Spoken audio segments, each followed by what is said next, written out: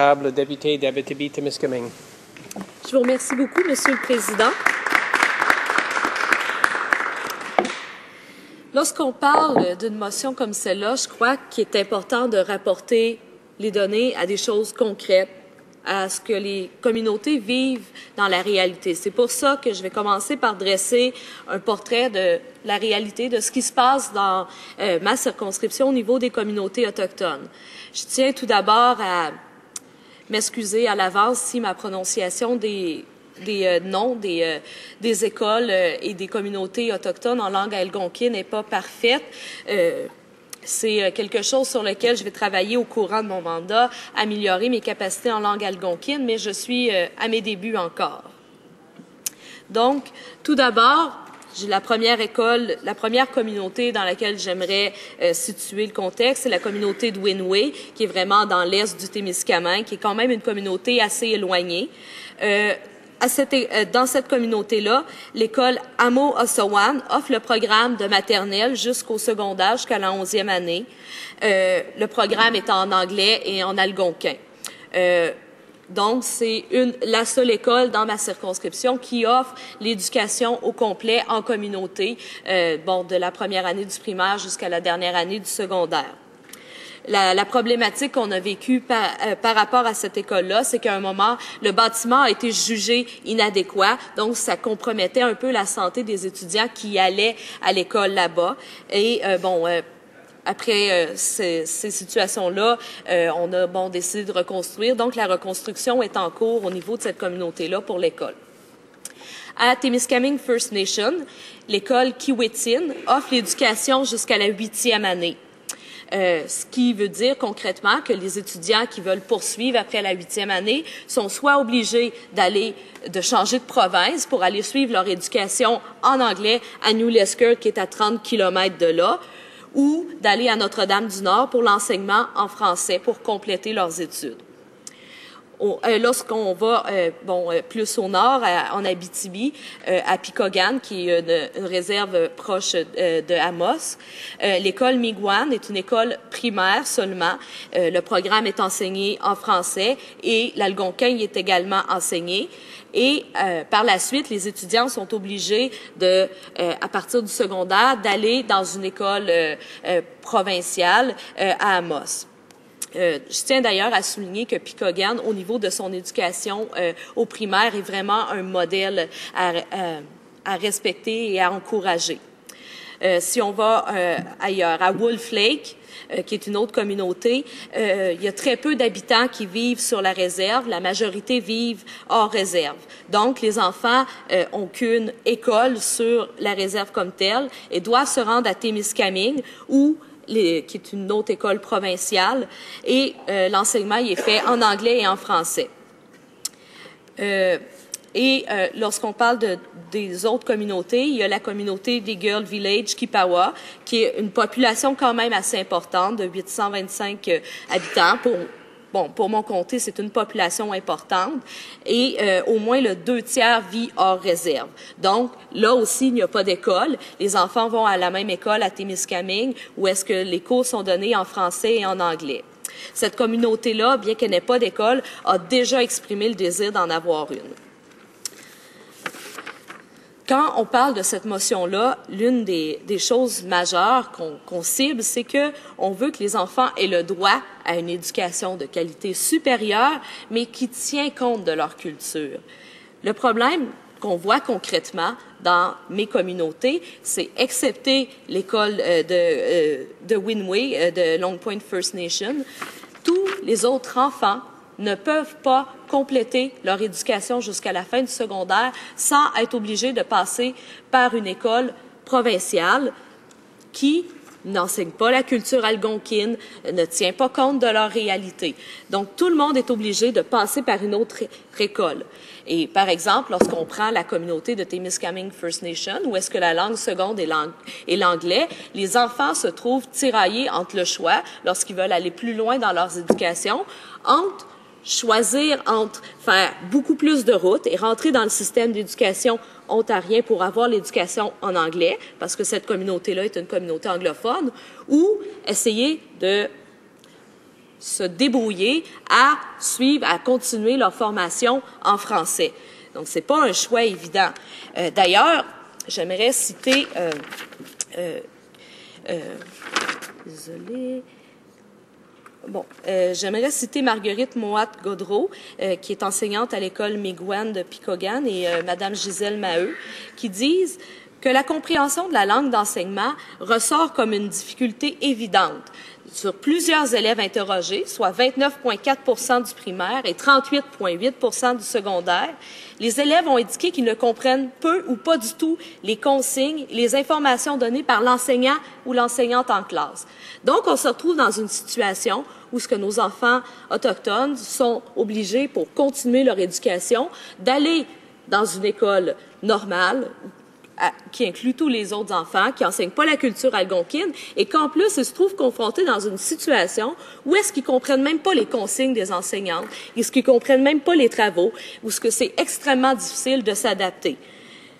On se rend bien compte à l'évidence que des situations comme ça, c'est des situations qui risquent d'entraîner fortement du décrochage scolaire. Selon M. Lepage, qui est un agent d'éducation et de coopération à la Commission des droits de la personne et des droits de la jeunesse, les Autochtones sont beaucoup moins nombreux à atteindre les niveaux d'enseignement secondaire et postsecondaire. Près de 40 des Autochtones n'ont pas atteint la 3e secondaire, alors qu'au Québec, pour cette proportion-là, est seulement de 20 lorsqu'on parle des étudiants québécois. Bien que les données soient partielles lorsqu'on parle de ça, le phénomène du décrochage scolaire est présent dans les communautés autochtones, même au niveau primaire. C'est extrêmement préoccupant. Alors, si on pense que c'est nos petits-enfants qui n'ont même pas 12 ans, qui ont 10 ans, 9 ans et qui décrochent déjà de l'école, je crois qu'il y a lieu de se préoccuper fortement de la situation. On rapporte dans certaines études, bien que les données soient partielles, qu'on a déjà des taux de décrochage de 10 déjà dès le primaire. Nos petits-enfants, déjà dès le primaire, il y en a déjà 10 qui décrochent.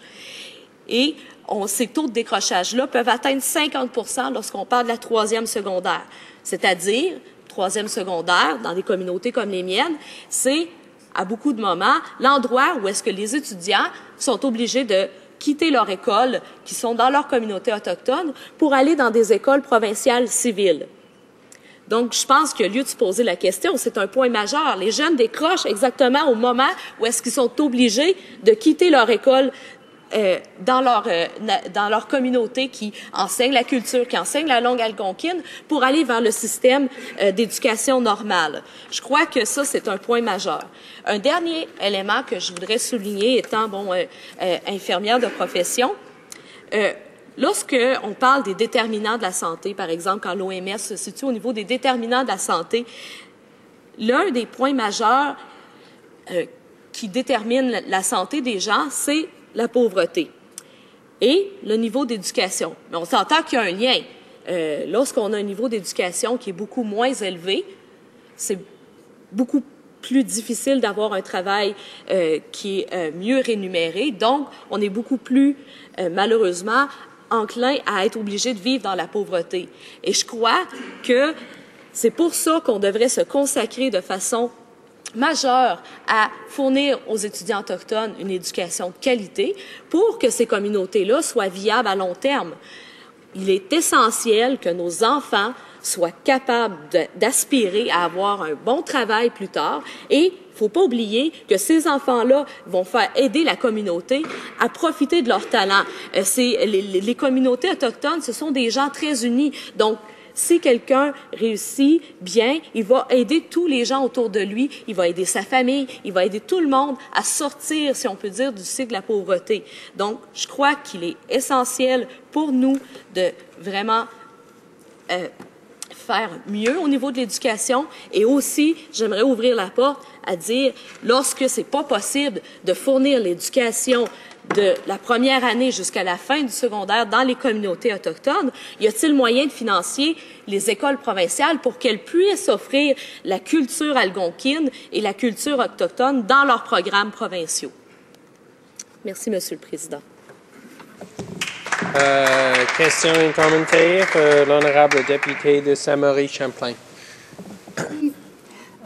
votre intervention m'a beaucoup intéressée parce que je connais bien ce monde-là. J'y ai vécu pendant 5 ou 6 ans. J'aimerais savoir, quelles est, selon vous, les causes du décrochage scolaire dans ces communautés-là? Et comment vous expliquez que presque toutes les écoles, tous les Algonquins sont anglophones dans un milieu complètement francophone? L'honorable député d'Abitibi-Témiscamingue. D'accord. Je crois que dans mon discours, j'ai tenté de démontrer le lien entre le décrochage scolaire et le fait d'être obligé de passer à une école qui est à l'extérieur de sa communauté. Pour moi, ça a un lien évident. Lorsque les étudiants autochtones peuvent être tous ensemble, ils peuvent se soutenir, s'aider, s'appuyer, tous vivent une situation similaire, ont vécu dans la même culture, donc ils peuvent s'entraider. Ils se trouvent tout d'un coup dans une petite école de peut-être 100, 200 étudiants pour se retrouver, par exemple, dans une grosse école secondaire de 2000 étudiants, où est-ce qu'ils se retrouvent noyés à travers une masse d'étudiants qui ne comprennent pas leur culture, qui ne comprennent pas leur réalité, qui les appuient pas lorsqu'ils vivent des problématiques qui sont particulières aux communautés autochtones. Donc, à ce moment-là, c'est très facile pour eux ou la solution facile, malheureusement, est souvent d'abandonner. Pour ce qui est attrait au niveau de l'anglais, il faut comprendre que ces enfants-là apprennent une deuxième langue. Ce n'est pas leur première langue. Et malheureusement, la langue française est une langue qui comporte plusieurs subtilités qui sont difficiles. Donc, souvent, les communautés ont choisi d'opter pour l'anglais, étant donné que c'est la deuxième langue et l'anglais comporte moins de subtilité au niveau de la langue, ce qui rend un peu plus facile l'apprentissage. Questions and comments? The honourable member. L'honorable député de Prince George, Peace River. Merci. J'aimerais remercier l'honorable député pour son discours. J'aimerais simplement savoir si elle est au courant du programme fédéral de partenariat en éducation en partenariat avec les écoles provinciales et autochtones. On a déjà investi 27,5 millions de dollars pour enrichir ce partenariat. Est-ce qu'elle peut nous dire si elle a entendu parler de ce programme et ce qu'elle en pense? Merci, Monsieur le Président. J'aimerais dire, bien sûr, oui, que j'ai entendu parler de ce partenariat-là. Moi, ce que je voulais insister dans mon discours, c'est vraiment les résultats concrets. Ce qu'on voit dans les communautés, présentement, c'est ça. Je vous ai dressé le portrait de ce qui se passe actuellement dans mes communautés, dans ce qu'on vit présentement. Ce qu'on vit présentement, c'est que les enfants ne sont pas capables, du primaire jusqu'au secondaire, d'aller dans une école qui est située dans leur communauté. Et je crois que c'est une problématique majeure et qu'il faut la régler. Questions et commentaires. L'honorable député de Joliette. Merci, Monsieur le Président. Merci à ma collègue pour son excellent discours. Maintenant, j'ai une question. Chez moi, il y a la Manawan, où vivent des Atikamekw. C'est très au nord de Joliette.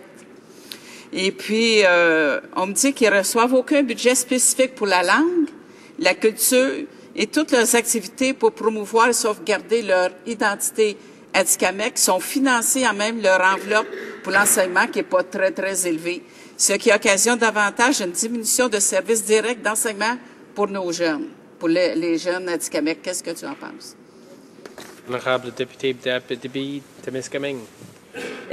Ce que je pense de cette situation-là, c'est que lorsqu'on arrête de financer, lorsque le financement est difficile pour permettre de continuer à valoriser la culture autochtone et lorsque les étudiants sont délaissés, si on peut dire à ce moment-là, on crée le risque de décrochage scolaire sur lequel j'ai insisté dans mon discours. Donc, il est essentiel de soutenir les écoles pour qu'elles puissent donner l'éducation de base, mais aussi l'éducation sur la culture en tenant compte du contexte culturel des communautés autochtones. Et c'est un point majeur si on veut réduire le décrochage scolaire et permettre à nos communautés autochtones de hausser leur niveau de vie éventuellement. Reprise du débat. L'honorable député de Saint-Maurice, Champlain.